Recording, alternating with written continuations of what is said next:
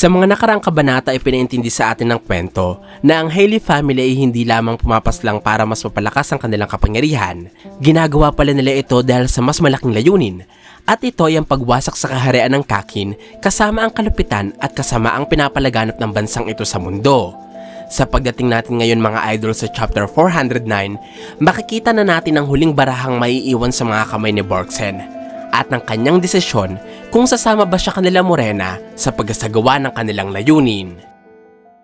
Ipinagpatuloy ng chapter 409 ang anunsyo ng martial law sa Black Whale. Pinapakinggan nila Morena na mga miyembro ng Haley family at ni Borgsen ang announcement. Ayon sa nagsasalita sa speaker, ang lahat ng mga pasaherong nasa Tier 5 ay maaaring kumalma sapagkat ang sigalot na naging dahilan para sa deklarasyon ng martial law ay nangyari sa mas mataas na palapag, kaya hindi madadamay ang nasa Tier 5.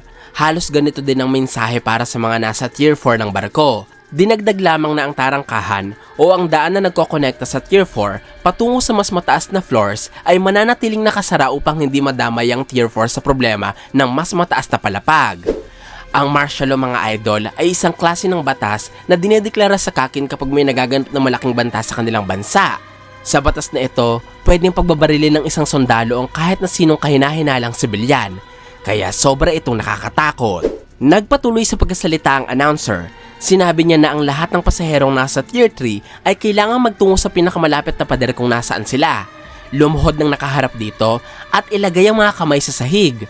Hindi sila maaaring gumalaw hanggat hindi sinasabi ng Royal Army at kung magkamali sila ng aksyon, babarilin agad sila ng mga sundalo. Sa kasalukuyan mga idol, hindi pa natin alam kung bakit idineklara ang martial law. Pero dahil sa paghihigpit na nagaganap sa Tier 3, malaki ang posibilidad na dito nagmula ang problema. Napansin ni Borgsen na parang nabalisa si Morena sa martial law. Naiintindihan ng babaeng sundalo ang emosyong ito sapagkat kahit siya ay hindi inaasahang idedeklara ang martial law sa barko. Ganun pa man, nakatulong ang announcement para malaman ni Borgsen na wala siya sa Tier 3 o sa mas mababang palapag. Dahil ang mga announcements na meron sa mga matataas na floors ay hindi pinaparinig sa mga nasa mas mababang palapag. Sinabi ni Borgsen na pinipili niya ang D-card o ang deal card. Ang card na ito mga idol ay nagpapahintulot kay Borgsen na makipagkasundo kay Morena.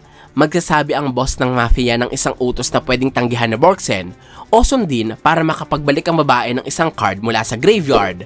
Hindi narinig ng Morena ang sinabi ni Borgsen, kaya inulit ng sundalo ang kanyang desisyon na piliin ang D-card sa mga barahan ni Morena. Maririnig pa rin ang announcer ng barko sa speaker.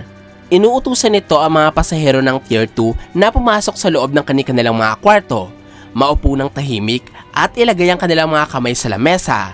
Narinig ito ni Morena habang kausap niya si Borgsen. Sinabi niya na humahanga siya sa sundalo sapagkat nananatili itong kalmado sa kabila ng kanilang sitwasyon. Pero sa kabila ng martial law, ipinagpatuloy pa rin nila Morena ang paglalaro. Habang kausap siya ng boss ng Haley, sinabi ni Borgsen na ang pagpapaulit ni Morena sa kanyang sinasabi ay maaaring nangangahulugan na pinapakinggan ni Morena mabuti ang announcement. O di kaya ay kailangan pa ng babae ng oras upang makapag-isip ng susunod nilang aksyon para sa martial law. Alin man sa dalawang ito ang rason ng pagkawala ng focus ni Morena ay tiyak na makakatulong kay Borgsen na gustong matakasan ng sitwasyong kinalalagyan. Sapagkat umaasa ang sundalo na habang tumatagal sila sa paglalaro, mahahanap ng Royal Army kung nasaan sila at susugurin ng mga ito ang headquarters ng Haley. Ganun pa man, nag-aalala din si Borgsen na madamay sa komosyon o di kaya ipagbintangan bilang isa sa mga membro ng Haley. Magre-resulta sa pag-torture sa kanya para paaminin, kaya ang pinakamagandang paraan upang matakasan niya ang sitwasyon ay ang paggamit ng X-card. Kung maaalala natin mga idol, ang X-card ay napunta na sa graveyard pero may pag-asa pa si Borgsen na maibalik ito kung masusunod niya ang utos ni Morena sa deal card o kung mabubunot ng babaeng sundalo ang restore card na kasalukuyan pa ring nakataob. Sinabi ni Morena na ang request niya sa deal card ay napagdesisyonan na niya at ito ay ang paghingi niya ng halik kay Borgsen. Napatahimik ang babaeng sundalo sa katomboy ang narinig mula kay Morena, kaya nasabi niya na parang ayaw niyang sundin ang request ng boss ng Haley. Dinetalye ni Morena na gusto niyang halikan si Borgsen ng mouth to mouth hanggang sa masiyahan siya, sapagkat isa ito sa kondisyon para maipagkaloob ni Morena ang kakayahan ng kanyang nenability kay Borgsen. Ayon sa paliwanag ng babae, merong 3 kondisyong kailangang magawa para ma-recruit nila si Borgsen bilang miyembro. Una dito ay kailangang yes ang huling barahang nasa kamay ni Borgsen. Pangalawa ay kailangang mahalikan ni Morena ang kalaro para ma-infect niya ito ng kanyang Nen ability. At ang pangatlong kondisyon ay kailangang nasa lugar si Borgsen kung saan isinasagawa nila Morena o ng kanyang mga tauhan ng pagpaslang ng kanilang mga target. Hindi daw mahalaga kung alin sa mga ito ang mauuna. Basta matapos ang tatlong kondisyon ng kanyang abilidad, doon pa lamang magiging miyembro si Borgsen. Nag-isip ang sundalo kung magpapahalik ba siya kay Morena. Bago pa siya makapagdesisyon, narinig ng babaeng sundalo ang announcement para sa Tier 1. Sinasabi nito na ang lahat ng pasahero sa unang palapag ay kailangang pumasok sa kanilang mga silid para sa gaganapin na inspection. Sa oras na matapos ito, ipinapangako ng Royal Army na babalik na sila sa normal. Medyo kakaiba ang announcement sa Tier 1 mga idol. Parang hindi ito mahigpit o istrikto, hindi katulad ng sa Tier 3, kaya posible talaga na ang kaguluhan ay naganap sa ikatlong palapag ng barko. Matapos marinig ang announcement para sa Tier 1, napagtanto ni Borgsen na maaaring ang hideout ay matatagpuan sa unang palapag. At posibleng nailagay ni Morena ang kanilang hideout sa Tier 1 dahil ginamit ito ang kanyang pagiging second track fakers. Kung inyong maaalala mga idol, nalaman natin sa tulong ng tracking device na hawak nila Finks at Phaeton na ang hideout nila Morena ay nasa Tier 2, kaya dito patungo ang mga miyembro ng Phantom Troop. Sinabi ni Borgsen na tinatanggap niya ang request ni Morena at magpapahalik siya sa babae. Napangiti naman ang boss ng Haley at pinalapit na si Borgsen upang gawin ang kanyang request. Hindi ipinakita mga idol kung paano sila nag-ispadahan ng kanilang mga dila. Pero kung nalilibugan kayo sa mga babaeng may hiwa sa mukha kagaya ni Morena, ganito sa tingin ko ang nangyari. Nahihiya dyan si Morena dahil pagkatapos ng halik, nagtakip siya ng bibig at nagsorry kay Borgsen. Tinanong ng babae ang dahilan, kaya sinabi ni Morena na hindi niya alam na ito pala ang first kiss ni Borgsen. Nagalit ang babaeng sundalo kaya tinanong niya kung paano ito nalaman ni Morena. Pero hindi ito sinagot ng boss ng Haley, kaya inalok niya si Borgsen na magpahinga muna. Naiinis pa din si Borgsen, kaya sinabi nito na kukuhain na niya sa graveyard ang X-card. Pwedeng nalaman ni Morena mga idol na ito ang first kiss ni Borgsen base sa kung paano humalik ang babaeng sundalo. Pero posible din naman na isa sa mga kakayahan ng contagion ni Morena ay mapasok ang isipan o makita ang mga impormasyon ng taong kanyang nahahalikan. Babalasahin na sana ulit ni Urarge ang baraha ni Borgsen, pero pinigilan ng babaeng sundalo ang miyembro ng Haley sapagkat gusto muna niyang tingnan ng dalawang nakataob na baraha upang masigurado na hindi ito pinalitan nila Morena habang naghahalikan sila kanina. Medyo nakadama ng pagkadismaya ang boss ng Haley kay Borgsen sapagkat parang wala daw tiwala sa kanyang babae. Sinabi ni Borgsen na wala talaga siyang tiwala kanila Morena, kaya binuksan nito ang mga nakataob na baraha. Dito niya nakumpirma na hindi talaga pinalitan ng Haley ang kanyang mga cards. Bumalik sa tatlong cards ang hawak na Borgsen mga idol. Siya muli ang pipili sa mga nakataob na child's cards na ito. Kaya, binalasan ni Urarge ang mga baraha ni Borgsen. Nag-isip ng maigi si Borgsen bago pumili. Nang makapagdesisyon, binuksan niya ang isa sa mga baraha at laking pagkadismaya niya na ang X-card muli ang kanyang nabunot.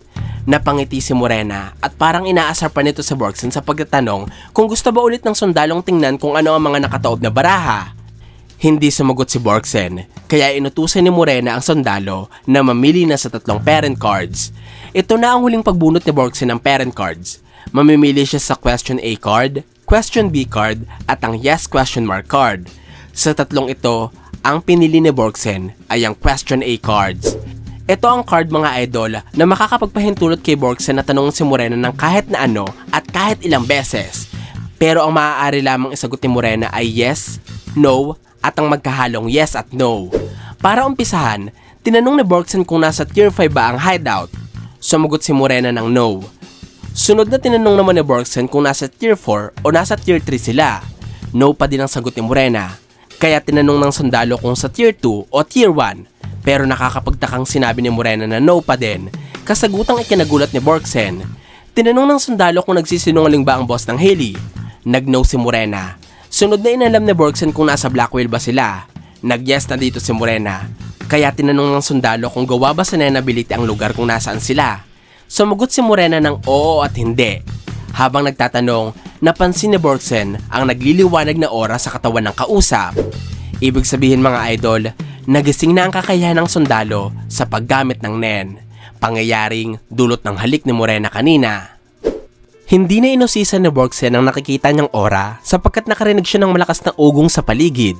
Mula dito, meron siyang napagtanto. Kaya itinanong niya agad kay Morena ang isang katanungang ayaw niyang paniwalaan. Ito ay kung nasa pagitan ba ng Tier 2 at Tier 3 ang hideout. Sumagot si Morena ng yes. Ang ugong o tunog pala na narinig ng babaeng sundalo ay mula sa gate na nasa pagitan ng Tier 2 at Tier 3. Ibig sabihin, malapit lamang sila sa mekanismong nagpapagana sa gate at ang hideout ng Hailey ay nailagay na nila Morena sa pagitan ng dalawang palapag simula noong ginagawa ang barko ng Black Whale. Malaking problema ito mga idol. Una para kay Borgsen dahil ibig sabihin hindi sila mahahanap ng mga sundalo. At pangalawa ay para sa Phantom Troop na sila Finks at Phaeton sapagkat ang dalawa ay patungo sa Tier 2 upang puntahan ang hideout nila Morena. Kaso wala silang makikitang hideout dito dahil sa ilalim ng sahig nagtatago ang kanilang mga hinahanap. Tinanong ni Borgsen kung ang pasukan ba ng hideout ay maaaring mapuntahan ng ibang mga pasahero. Sinabi ni Morena na oo at hindi. Sunod naman ay kung marami bang entrance ang hideout. Sumagot si Morena ng oo. Inisa-isa ni Borgsen ang bilang ng entrance mula 1 hanggang makarating sa 5, kung saan nag-yes si Morena upang kumpirmahin na 5 nga ang kanilang entrance. Sinamantala pa ni Borgsen ang pagtatanong. Inisa-isa naman niya kung ilan ang miyembro ng Hailey. Nag-umpisa siya sa 23, pababa hanggang sa makarating sa 21, kung saan nag-yes si Morena. Sinabi ni Morena sa nakaraang kabanata mga idol na 23 lamang ang miyembro ng kanilang grupo habang pinapaliwanag niya ang kanyang kapangyarihan. Ito ang dahilan kaya alam ni Borgsen kung ano ang bilang ng Hailey. Tinanong ng sundalo kung susundin ba nila Morena ang kanilang napag-usapan kapag nakaalis siya ng buhay dito at kinalimutan niya ang lahat ng nangyari. Sinabi ni Morena na yes. Sunod nito ay tinanong ni Borgsen na kung no ang huling baraha, papatayin ba siya ng Hailey? Sumagot si Morena ng yes. Medyo inaasahan na ni Borgsen ang tugon na ito kaya nagdire-diretso siya sa pagtatanong. Inusisa niya kung nag-iisang specialist lang ba si Morena sa grupo. Nag-yes ang boss ng Hailey. Sunod naman ay kung alam ba nito ang abilidad ng bawat isa niyang miyembro. Sinabi ni Morena na hindi. At tinanong din ni Borgsen kung isa lang ba ang enhancer sa grupo. Sumagot ang babaeng mafia ng no. Sa isipan ni Borgsen, sinabi niya na tatanungin niya lahat ng gusto niyang malaman sa mga miyembro ng Hailey. Ipinakita ng kabanata mga idol na madami pang itinanong si Borgsen pero hindi na sinama kung ano-ano pa ito. Kaya nag-shortcut ang kabanata sa huling tanong ni Borgsen. Sinabi ng babae na madami siyang nalaman dahil sa tulong ni Morena kaya nagpapasalamat siya dito. Pero kung sakaling makaalis si Borgsen ng buhay sa lugar, gagawa ang sundalo ng paraan upang mabago ang Kakin sa sarili niyang paraan. Kaya tinanong niya si Morena kung may intensyon ba itong baguhin din ang kanilang layunin. Mabilis na sumagot ang babae ng no. Medyo makulit si Borgsen kaya tinanong niya naman kung babaguhin ba nila ito kung may kakaibang mangyari sa hinaharap. Sinabi ng boss na no. Medyo nalungkot ang mukha ni Borgsen kaya tinanong niya kung meron bang kaunting pag-asa o meron pa bang paraan upang maging maayos ang lahat. Buong pusong sinabi ni Morena na no. Wala nang paraan pa dahil hindi na daw niya babaguhin ang kanyang layunin. Makikita nyo mga idol sa mga mata ni Morena ang magkahalong lungkot at paninindigan na hindi naman niya talaga gusto ang kanyang ginagawa pero kailangan nilang wasakin ang Kakin dahil ito lamang ang paraan upang matigil ang kalupitan ng kanilang bansa. Lalong nalumbay ang mga mata ni Borgsen at sinabi niya na naiintindihan niya ang desisyon ni Morena. Pagkatapos nito, nagtinginan si Urarge at ang kanyang boss na para bang oras na upang mamili si Borgsen ng huling child's card. Binalasan ni Urarge ang baraha. Ibinigay ito kay Borgsen at pinanood niya kasama ang kanyang mga kapwa-miyembro si Borgsen. Sinabi ni Morena na ibigay ng babaeng sundalo sa kanya ang barahang gusto nitong i-discard. Samantalang ang card na maiiwan ay ang kasagutan ni Borgsen sa alok ni Morena na pagpapasali sa kanya. Medyo nakaka-tense to mga idol at kung isa ako sa mga miyembro ng Hailey, ihahanda ko na yung balisong ko para saksakin agad sa leeg si Borgsen sa oras na no ang matirang card sa mga kamay niya. Ibinigay ni Borgsen ang isang nakataob na baraha kay Morena at sinabing iharap nila ng sabay ang mga cards na hawak nila. Kapag ang R card o restore card ang napunta kay Morena, mamamatay si Borgsen. Pero kapag ito ang card na naiwan sa sundalo, kakalimutan niya ang lahat ng nangyari sa silid at aalis na siya dito. Sinabi ni Morena na ayos lamang iyon.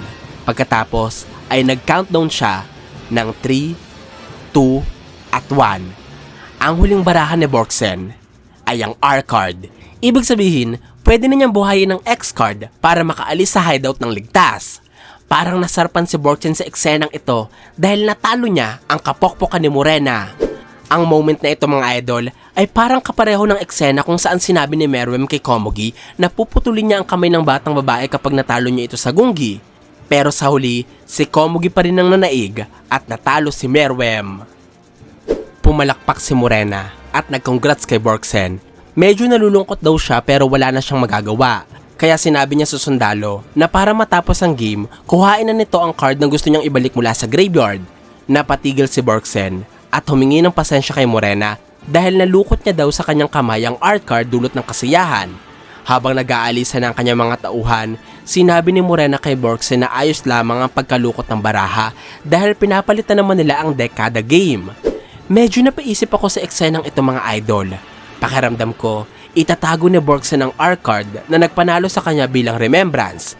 At kung mangyayari mang isa sa kanila ni Morena ang mamamatay o kung pareho silang mamamatay sa pagkasagawa ng kanilang layunin, ipapakita muli ng kwento ang lukot na art card para mag-symbolize na kahit winasak ng masamang pangyayari ang kanilang mga pagkatao, palagi pa rin may natitirang pag-asa upang mabago ang takbo ng kanilang kwento.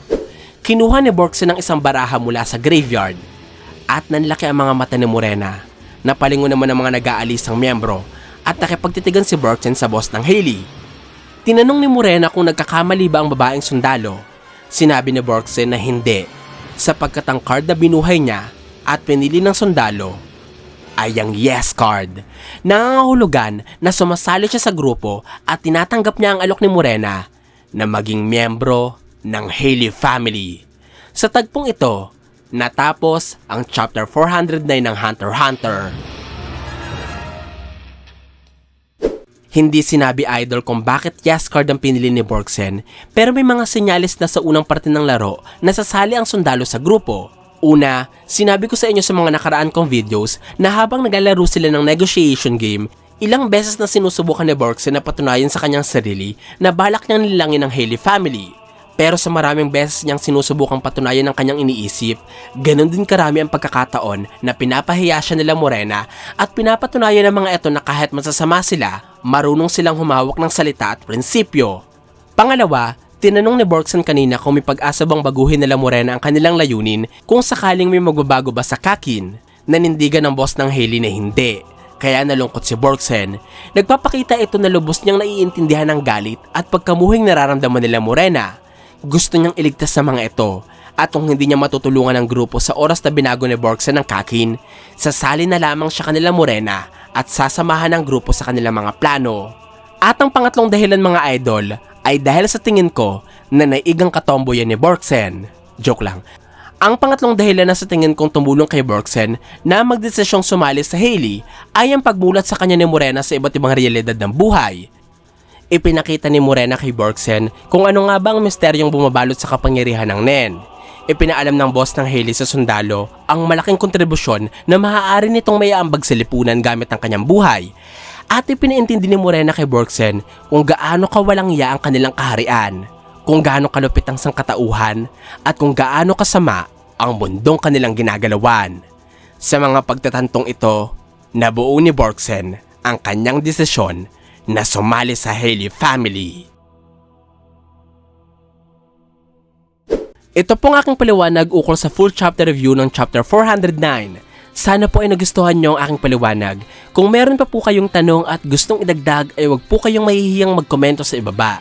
At kung gusto nyo rin naman ng iba pang kwento ng anime, ay isearch nyo lamang ang JETV sa inyong mga social media accounts sa gaya ng YouTube at Facebook. Maraming salamat po sa panonood ng aking videos.